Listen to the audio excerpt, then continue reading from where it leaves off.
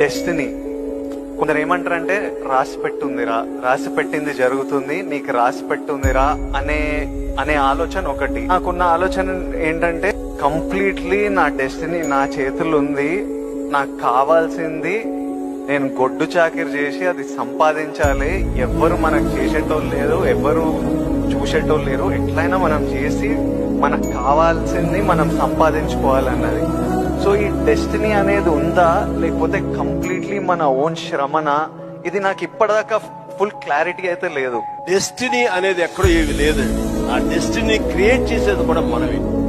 మనం క్రియేట్ చేసుకోవాలి. నా పాత్ ఎలా ఉండాలి, దట్ ఈస్ మై డెస్టినేషన్, నా డెస్టినీ ఇది. దాన్ని అచీవ్ అవ్వాలంటే నేనే చేయాలి, అది రీచ్ అవ్వాలంటే నేనే కష్టపడాలి, అక్కడ రీచ్ అవ్వాలంటే నేనే పరిగెత్తాలి, నేనే నడవాలి, నేనే కష్టపడాలి అని మనం అనుకుంటుండగా మన పాత్ మనమే లేట్ చేసుకుంటూ ముందుకు వెళ్ళాలి తప్ప ఎవరు రెడీమేడ్ గా ఉండి జన్మ ముందు రాసి పెట్టి ఉంటుందనే ట్రాష్ నేను నమ్మను.